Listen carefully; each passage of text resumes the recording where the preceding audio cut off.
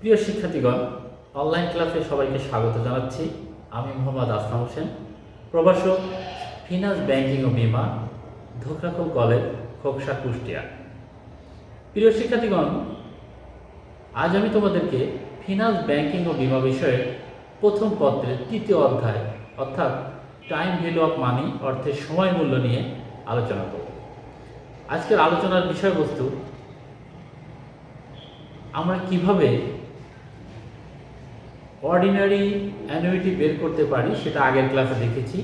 আজ আমরা দেখব আমরা কিভাবে present value of annuity due অর্থাৎ অগ্রিম বার্ষিক বৃত্তির বর্তমান মূল্য আমরা কিভাবে বের করতে পারি। প্রিয় শিক্ষার্থীগণ, তোমরা দেখবে যে পরীক্ষায় এরকম থাকতে পারে যে বছরের শুরুতে যদি এরকম কথা উল্লেখ থাকে, বছরের শুরুতে অর্থাৎ বছরের পূর্বে অর্থাৎ নির্দিষ্ট সময়কালের শুরুতে এরকম কথাগুলো যদি লেখা থাকে, তাহলে তোমরা বুঝতে পারবা যে সেটা অবশ্যই অ্যানুইটি ডিউ বা অগ্রিম বৃত্তি। তো সেক্ষেত্রে আমরা অ্যানুইটি ডিউটা আসলে কি? অ্যানুইটি ডিউটা হলো যে নগদ আন্তঃপ্রবাহ এবং বহিঃপ্রবাহ একটি বছরের অথবা একটা মেয়াদকালের শুরুতে অনুষ্ঠিত হয়, সেটাকে আমরা বলি অ্যানুইটি ডিউ বা অগ্রিম বার্ষিক বৃত্তি। তো তোমাদের এটা অবশ্যই খেয়াল রাখবে যে অ্যানুইটি ডিউ সর্বদা বছরের অথবা নির্দিষ্ট মেয়াদকালের শুরুতে অনুষ্ঠিত হবে। তাহলে যদি এরকম থাকে, সেক্ষেত্রে আমরা কিভাবে এই অ্যানুইটি ডিউয়ের প্রেজেন্ট ভ্যালু বের করতে পারি? তো আমি তোমাদেরকে একটি উদাহরণের সাহায্যে বিষয়টা ক্লিয়ার করার চেষ্টা করছি। তোমরা বোর্ডে দেখতে পাচ্ছ যে আমি একটা উদাহরণ লিখেছি। যদি বছরের শুরুতে 1000 টাকা করে 10 বছর 10% হারে বার্ষিক ঋণের কিস্তি দেওয়া হয়, তবে সে এখন কত টাকা ঋণ দিতে পারবে? প্রিয় শিক্ষার্থীগণ, তোমরা এখানে দেখতে পাচ্ছ যেখানে আমি লিখেছি যদি বছরের শুরুতে যদি 1000 টাকা করে 10 বছর এবং ইন্টারেস্ট রেট যদি 10% হয়, তাহলে বার্ষিক ঋণের কিস্তি দেওয়া হয়, তবে সে এখন কত টাকা ঋণ দিতে পারবে? তার মানে কি দাঁড়ালো? তার মানে দাঁড়ালো যে তুমি যদি বছরের শুরুতে, এই কথাটা লক্ষ্য করবে, এখানে কিন্তু লেখা আছে বছরের শুরুতে। তার মানে কি আমরা এই বছরের শুরুতে দেখে আমরা বুঝতে পারছি এটা অবশ্যই অ্যানুইটি ডিউ। অ্যানুইটি ডিউ বছরের শুরুতেই সংগঠিত হয়। তো এখানে আমরা বছরের শুরুতে কথাটা যেহেতু লেখা আছে, সেহেতু আমরা অবশ্যই অ্যানুইটি ডিউ এর ফর্মুলা ইউজ করব, রাইট? দেখো, বছরের শুরুতে যদি 1000 টাকা করে 10 বছর 10% হারে বার্ষিক ঋণের কিস্তি দাও, তবে এখন কত টাকা ঋণ দিতে পারবে? তাহলে যদি আমি প্রতি বছরের শুরুতে আমি যদি 1000 টাকা করে ঋণের কিস্তি দিই এবং সেক্ষেত্রে সুদের হার যদি হয় 10% এবং সময় যদি হয় 10 বছর, তাহলে এখন আমি কত টাকা ঋণ দিতে পারব? তাহলে এটা আমরা কিভাবে বের করব? এটা আমরা বের করব অবশ্যই অ্যানুইটি ডিউ বা অগ্রিম বার্ষিক বৃত্তির ফর্মুলা ইউজ করে। তো আমরা দেখি যে অ্যানুইটি ডিউ এর প্রেজেন্ট ভ্যালুর ক্ষেত্রে কি ফর্মুলা আমরা ব্যবহার করতে পারি। তোমরা বোর্ডে লক্ষ্য করতে পারছো, এখানে আমি লিখেছি যে present value of annuity due, সংক্ষেপে তোমরা এখানে এই লিখে রাখবে। তো present value of annuity due equal to, আমরা এখানে কি লিখলাম, a গুণ 1 minus 1 by 1 plus i whole to the power n divided by i। এই টোটালটার সাথে গুণ হবে হচ্ছে 1 প্লাস i।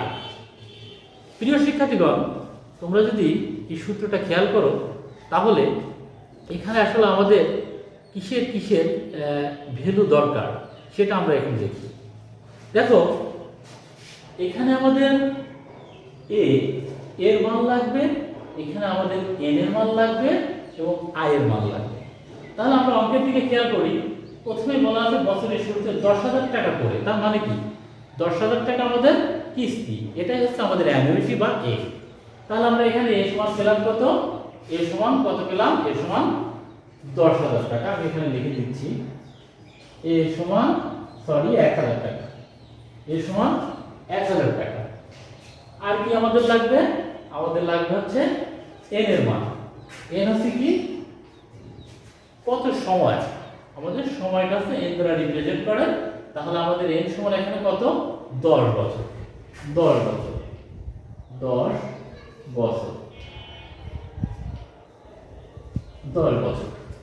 তাহলে আমরা দুইটা ভ্যালু পেয়ে গেলাম। এখন আমাদের লাগবে কত? আই বা ইন্টারেস্ট রেট। তো আমাদের ইন্টারেস্ট অঙ্কে দেওয়া আছে 10% হারে। তাহলে আমাদের আই সমান এখানে কত? আই সমান 10%। এটাকে আমি ভাঙি তাহলে পাই 0.10, রাইট? তাহলে কিন্তু আমরা আলটিমেট ভ্যালুগুলো পেয়ে গেলাম। যে ভ্যালুগুলো আমাদের লাগবে, এখানে আমরা এর ভ্যালু পেলাম 1000 টাকা, এন এর ভ্যালু পেলাম 10 বছর, আই এর ভ্যালু পেলাম 0.10। প্রিয় শিক্ষার্থীগণ, তোমরা এখন যদি এই ভ্যালুগুলো এই ফর্মুলায় বসাও তাহলে কিন্তু তোমরা আলটিমেটলি রেজাল্ট পেয়ে যাও। তো দেখো আমরা ভ্যালুগুলো বসাই। এখানে দেখো 1000 টাকা এর মান ইনটু 1 মাইনাস 1 বাই 1 প্লাস এখানে আই সমান 0.10 এবং ডিভাইডেড বাই কত? আই তার সমান আমরা পেয়েছি 0.10 গুণ 1 প্লাস আই মানে 0.10। তাহলে আমরা এখানে দেখো 1000 গুণ 1 বিয়োগ 1 বাই এখানে এটা যোগ করতে হবে 1.10 ডিভাইডেড বাই 0.10 পাওয়ার 10, রাইট? গুণ এটা যোগ করলে হবে 1.10। তাহলে আমরা এটা যদি ক্যালকুলেটর ইউজ করি তাহলে কত পাই?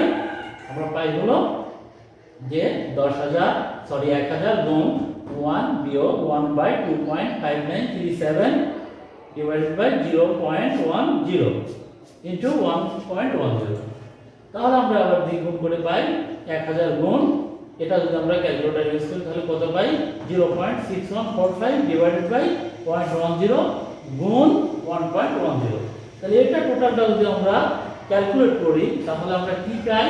আমরা পাই হলো 6759 টাকা। আমরা কত পেলাম? 6759 টাকা।